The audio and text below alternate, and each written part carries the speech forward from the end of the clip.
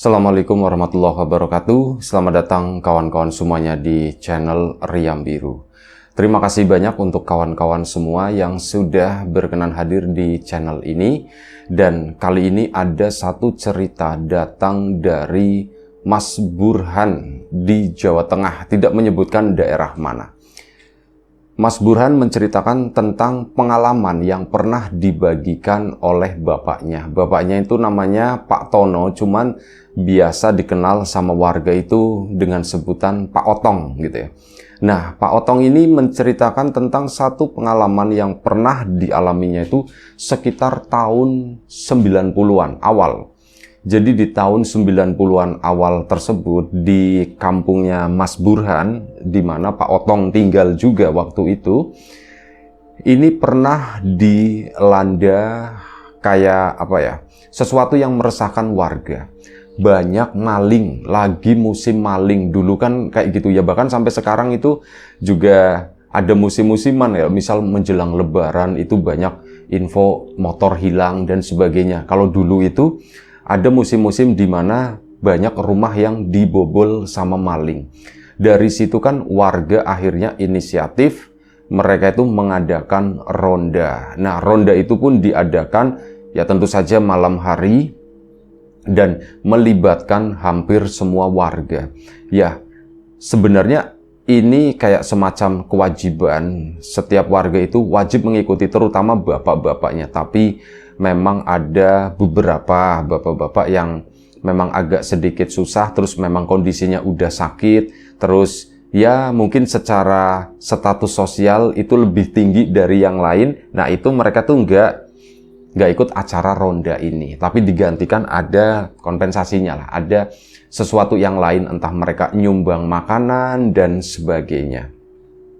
Singkat cerita, acara ronda itu pun berjalan dengan lancar sesuai dengan apa yang direncanakan. Dan di musim maling tersebut, alhamdulillahnya setelah diadakan ronda oleh warga, sebelumnya di kampungnya Pak Otong ini udah ada 2 rumah yang kebobolan dalam kurun waktu 1 minggu, kurang dari 1 minggu itu udah 2 rumah. Itu kan makanya warga panik kan, diadakan acara ronda tersebut. Nah, ini sudah sekitar hampir 10 hari ronda itu diadakan, nggak pernah ada, yaitu lagi kampung itu boleh dibilang aman. Bahkan selama ronda tersebut memang pernah ketemu dengan orang-orang yang mencurigakan, dalam artian orang yang nggak dikenal, kok mereka tumben lewat kampung di situ kan. Dia ditanya sama warga, "Mas, sampean mau kemana?" "Enggak, saya cuma mau lewat aja." Nah, itu langsung warga pun karena banyakan gitu ya, "Ya udah lewat, jangan mainnya jangan di sini," katanya begitu. Iya mas." Udah, mereka pun 2 orang tersebut ke sana itu cuman lewat doang. Tapi warga yakin mereka ini adalah kemungkinan gitu ya, yang sedikit menuduh gitu, mereka ini kemungkinan besar itu adalah maling. Tapi karena nggak ada bukti, nggak ada apa ya, warga kan nggak bisa berbuat apa-apa. Yang ada yang bisa dilakukan itu mencegah. Di berbagai titik itu dikumpulkan beberapa warga, ada 5 orang, ada 7 orang, totalnya itu ada 4 titik ngepung kampung tersebut lah. Dan kampung itu boleh dibilang aman sampai ya sekitar 2 minggu itu udah aman-aman aja. Malah yang kejadian itu di kampung sebelah di sana itu udah sering mulai terdengar gitu, "Oh, kemarin ini ada kemalingan, di sana juga kemalingan, di situ juga kemalingan." Lebih dari 3 berita yang diterima sama warga. Wah, berarti malingnya itu pindah ke sana. Ya wis, udah kan, kampung kita itu aman, terus dijaga seperti ini ya, setidaknya sampai hal ini tuh mereda, sampai malingnya tuh udah bener-bener pindah. Kalau bisa sih seterusnya seperti ini, tapi sebagian warga yang lain kan, "Aduh, kok jangan seterusnya kayak gini." Memang nggak setiap hari, itu ada jatah-jatahan begitu ya. Tapi beberapa warga itu merasa keberatan dan akhirnya kayak gitu, pelan-pelan sampai kurang lebih sekitar 1 bulan lamanya acara ronda itu pun mulai beleret gitu ya. Udah mulai nggak bersemangat lagi, warga juga udah mulai bosen. Dan waktu itu apalagi sudah mau memasuki musim penghujan. Beberapa kali udah mendung, udah ada suara geledek juga kayak gitu. Istrinya pun, ya istri-istri itu pada keberatan, Pak jangan keseringan gitu kan. Ini kan tadinya jatah ronda itu kayak seminggu itu 2 kali. Tapi bapak-bapak tuh inisiatif pada hampir setiap hari itu pada ngikut ronda. Karena itu tadi ya belakangan itu udah mulai pada bosan, udah dapat larangan pembatasan dari istri masing-masing, akhirnya kan berkurang. Cuman sesuai jadwal dan itu pun ya satu titik itu cuman ditungguin sama 4 atau 5 orang. Ya, lambat laun makin berkurang, termasuk Pak Otong di sana. Pak Otong itu yang aktif, ngeronda itu tadi. Soalnya begini, Mas Burhan waktu itu udah lahir, tapi masih kecil dan tinggalnya itu masih sama mertua. Sama mertuanya Pak Otong. Mas Burhan ikut kakek neneknya di situ ya, sama ibunya juga. Nah, Pak Otong sendiri tuh udah betah tinggal di rumah tersebut, begitu ya, dalam artian ya udah enak lah pokoknya di situ, udah enak, umpel-umpelan gitu. Mendingan jadi kalau malam ya udah Pak Otong itu ngeluyur keluar, ikut ronda sama warga-warga yang lain, padahal di pos itu Pak Otong itu cuman tidur gitu. Kayak gitu terus setiap hari, hampir setiap hari. Misal ikut ronda awal-awal sih ikut ini ya, nanti jam 12 atau jam berapa tidur, bangun-bangun itu subuh dibangunin udah pada bubar, udah mau pulang. Keesokan harinya bekerja seperti biasanya. Makanya ibunya Mas Burhan pun nggak komplain masalah hal tersebut. Dianggap oh ya sudahlah, nggak apa-apa gitu kan. Sampai itu tadi, setelah makin lama, acara ronda itu pun mulai dilupakan sama warga. Kampung itu mulai kembali sepi. Benar-benar ya ronda itu tuh udah mati gitu ya, dan sudah masuk musim penghujan. Di musim penghujan tersebut namanya Pak Otong itu kan nggak betah di rumah, jadi aduh gimana gitu ya, ini mana mau musim penghujan lagi, sebelum musim penghujan mau tak puas-puasin lah. Karena apa, belakangan Pak Otong itu tidur pun di teras di sana, bukannya nggak ada kasur, bukannya nggak ada apa, cuman nggak betah, rasanya itu gerah, sumuk, panas di rumah. Jadi lebih memilih tidur di teras. Ini saat musim penghujan udah tiba ya. Tapi sebelumnya Pak Otong selama belum musim penghujan, dia tuh masih kayak gitu, nyamperin dari satu titik ke titik yang lain, yang ada orang-orang yang begadang di sana. Sampai akhirnya suatu hari Pak Otong itu ngelewatin satu posko kesukaannya si Pak Otong, posko jaga dulu yang sekarang itu udah nggak ada yang jagain. Posko tersebut itu udah bener-bener kosong. Nah, di situ Pak Otong ke sana, di depan posko tersebut itu ada salah satu rumah warga. Itu rumahnya Pak Wahid. Pak Wahid itu tadinya juga ikut ngeronda, tapi kurang lebih sekitar 1 minggu doang. Setelah itu Pak Wahid itu mengeluh, jadi badanku tuh nggak enak semua gitu ya, sakit gitu, dan akhirnya Pak Wahid itu nggak meneruskan ikut ronda. Sudah hal itu nggak masalah. Pak Otong malam itu dia jalan sendirian pakai sarung begini, angin bawa udara dingin gitu, mau musim penghujan. Itu berhembus malam itu dan lumayan cukup dingin. Pak Otong pun ke sana dan memang mau perjalanan pulang ke rumah. Ke situ datang, duduk dulu di posko di sini. Kangen juga, lampu pun dinyalain gitu ya, cetrak. Dan Pak Otong sendiri tuh ya bukan tipe orang yang takut atau apa, itu enggak kepikiran sama sekali, biasa aja.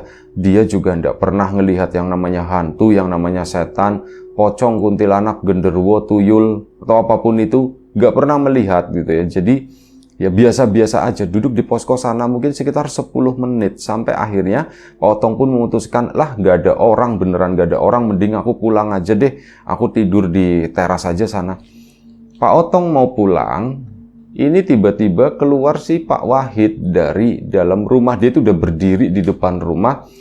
Pak Otong mau kemana? Ditanya gitu.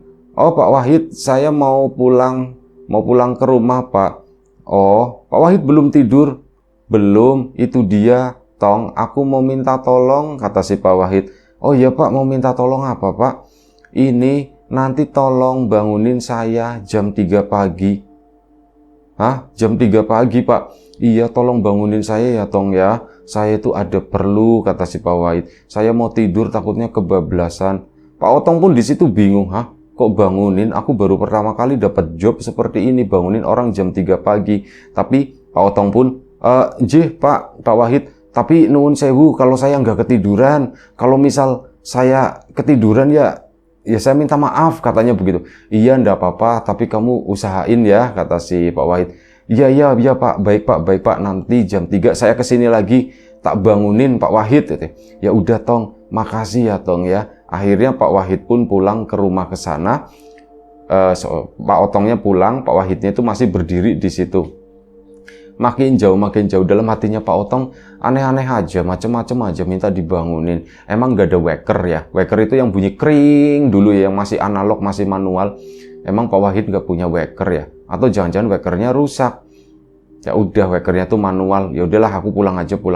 Pak Otong pun pulang, sampai di rumah memang nggak masuk, cuman ngecek pintu ini udah dikunci atau belum. Ternyata memang belum. Ya udah biarin aja.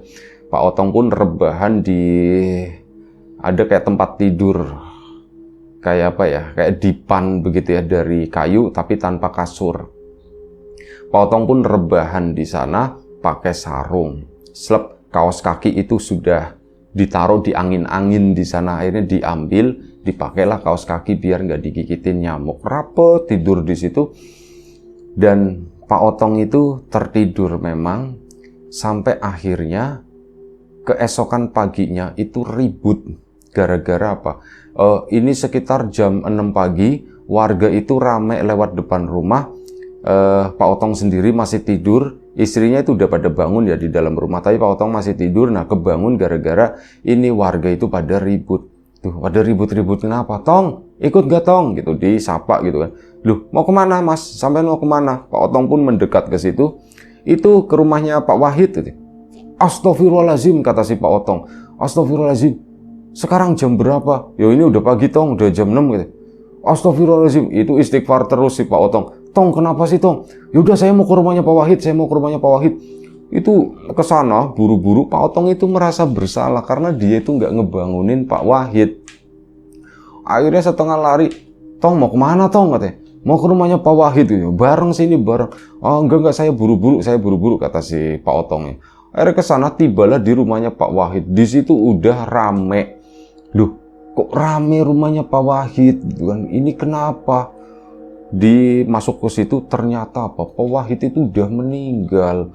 Di situ astagfirullahaladzim, itu istighfar terus. Warga kan nanya, Tong kamu kenapa sih Tong, kamu kenapa? Pak Otong pun keluar lagi.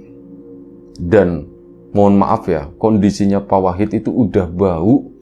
Jadi kayak udah meninggal lama. Pak Otong pun akhirnya mundur ke sana, ke posko. Di situ itu banyak warga pada duduk di sana, ditanyain di situ, Tong kamu kenapa Tong? Aku semalam mau pulang, aku duduk di posko sini. Pak Wahid itu nyamperin, berarti semalam belum meninggal. Jam berapaan itu Tong? Ya jam 12-an lah, kata si Pak Otong. Jam 12-an itu nyamperin, manggil aku dipanggil. Tong minta tolong, katanya. Minta tolong apa Pak Wahid? Bangunin saya jam 3 pagi. Itu bilangnya seperti itu. Cuman ya saya karena di sini nggak ada orang, akhirnya saya pulang, tidur di depan situ aja. Saya lupa gitu, nggak bangunin jam 3. Apa gara-gara itu ya Pak Wahid meninggal? Tong, Pak Wahid ini meninggal udah lama Tong, jadi memang udah bau badannya. Kalau misal meninggal jam 12 malam, ini jam 6 harusnya sih belum sebau ini, tapi kondisinya ternyata sudah seperti itu. Jadi sebelum itu Pak Wahid itu udah meninggal Tong. Nah terus yang aku temuin semalam itu siapa? Ya ndak tahu Tong gitu kan. Ini ya kamu lihat aja begitu gitu kondisinya Pak Wahid. Akhirnya sudah, Pak Wahid itu tinggal di rumah sendirian gitu. Udah bercerai sama istrinya pun udah meninggal. Anak-anaknya ini itu tinggal di kampung yang lain gitu. Jadi di rumah itu tuh memang benar-benar sendirian. Setelah yaitu tadi Pak Otong pun lemas gitu. Terus berarti semalam itu yang nemuin saya. Ya ndak tahu, itu saya tanya Pak Wahid kali, katanya. Lah setan-setan apa? Ya habis gimana lagi orang seperti itu tong?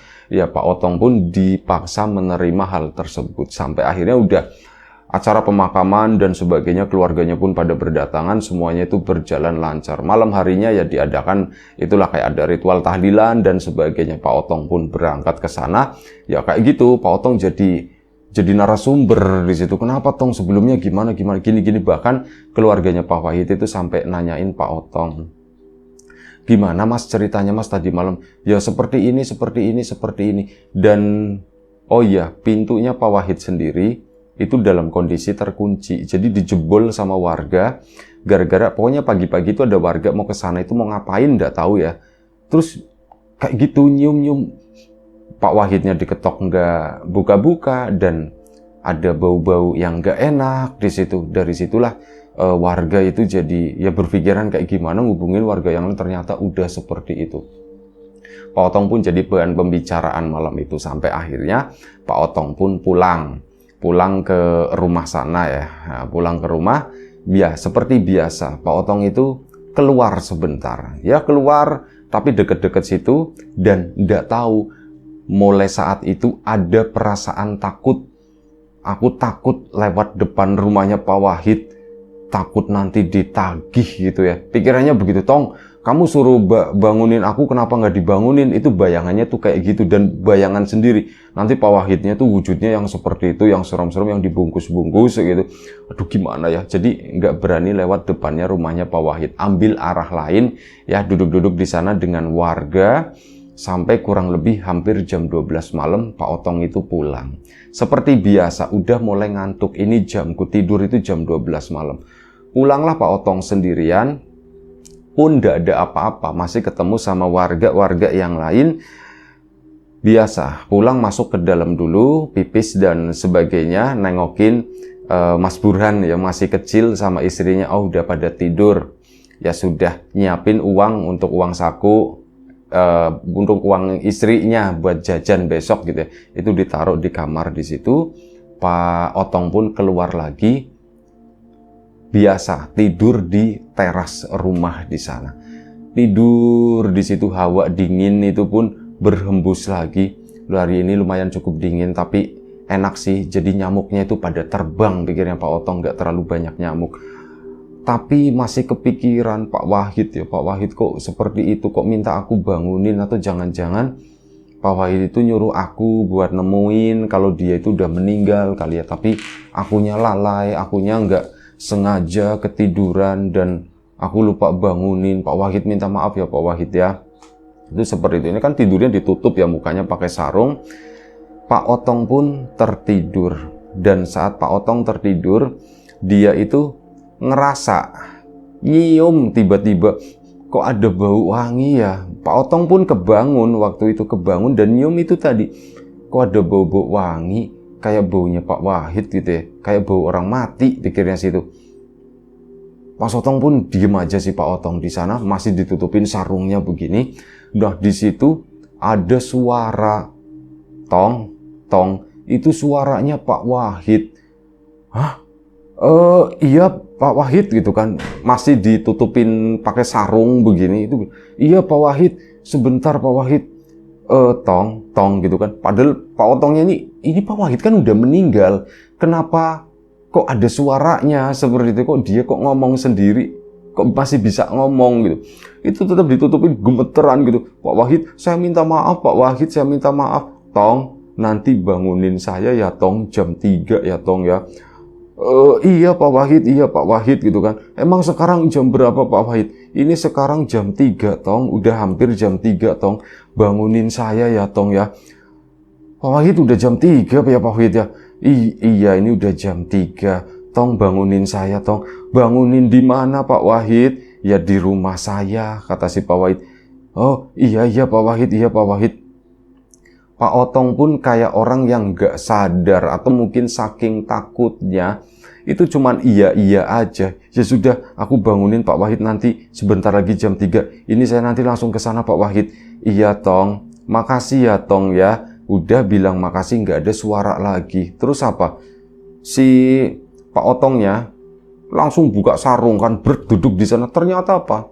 si Pak Wahid itu masih duduk di ini, apa namanya, di tempat tidurnya si Pak Otong tadi di depan situ. Nengok, astagfirullahaladzim gitu kan. Pak Wahid, bangun Pak Wahid. Udah jam 3 Pak Wahid. Ngomong begitu akhirnya. Tong, aku udah bangun dong, kata si Pak Wahid dalam bentukan begitu ya, dipocongin seperti itu. Tong, aku udah bangun, Tong, ini aku udah bangun. Iya Pak Wahid, aku udah bangunin sampean ya. Pak Wahid, aku udah bangunin sampean. Sekarang saya mau tidur lagi, kata si itu. Iya Tong, terus tiduran pelan-pelan begini, ditutup lagi pakai sarung, itu udah gemeteran bener-bener. Aku tuh udah takut banget, kata si Pak Wahid, kata si Pak Otongnya. Itu bapak itu udah takut banget tauhan kayak gitu. Bener-bener, wis, pengennya tuh lari, cuman bingung lari kemana gitu ya. Akhirnya apa? Tiba-tiba Pak Otong itu ngerasa sosok tadi itu kayak rebahan di sampingnya si Pak Otong. Pak Otong miring begini, di belakangnya lebih tepatnya. Brek. Ya Pak Otong kan ngomong akhirnya, Pak Wahid, udah Pak Wahid, saya udah bangunin Pak Wahid. Itu jawab di belakangnya si Pak Otong. Tapi aku masih ngantuk, Tong. Aku tidur lagi ya, Tong. Tidur di sini ya, Tong. Numpang tidur di sini. Iya Pak Wahid, iya Pak Wahid. Tapi jangan gangguin saya Pak Wahid. Saya ndak gangguin kamu. Saya cuma mau nemenin kamu, kata si. Ini suaranya tuh deket banget kayak di belakang kepalanya si Pak Otong tadi. Pak Otong diem aja begitu, tapi ngerasa ini nempel gitu kan, nempel-nempel begini. Saking gak kuatnya, Pak Otong pun akhirnya bangun dari tempat tidur. Ini teras kan tinggi ya.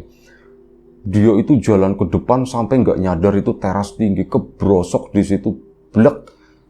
Tangannya Pak Otong itu patah, jatuh, aduh gitu, teriak-teriak. Keluarganya pun bangun. Saat nengok ke sana, saat habis jatuh itu nengok ke tempat tidurnya itu udah nggak ada siapa-siapa di sana, kosong. Ini keluarganya pun bangun. Loh Mas, kamu kenapa Mas? Ibunya Mas Burhan keluar. Mas, kamu kenapa? Tolong, tanganku sakit. Ternyata ada yang patah itu bukan tangannya, tapi salah satu tulang jarinya, jadi jatuh gitu, mungkin begitu, kertak gitu. Nah itu, jariku sakit. Dah, Mas itu kok jarinya begitu, jarinya patah atau gimana? Tolong, ya ribut. Malam itu warga pun pada keluar, dan kebetulan memang di deket rumahnya Pak Otong itu ada tukang urut gitu ya. Tukang urut dibawalah ke sana. Teriak-teriak si Pak Otongnya. Waduh, pokoknya kayak gitulah, ngejerit-jerit. Dan akhirnya itu dikasih kayu atau apa, dibalut pakai ini ya, dikasih kamijara dan sebagainya. Ya Pak Otong akhirnya kayak gitu, bikin kegaduhan lagi. Warga pun jadi nanya, kenapa Tong? Aku semalam begini. Aku didatengin sama Pak Wahid, minta dibangunin lagi gitu ya.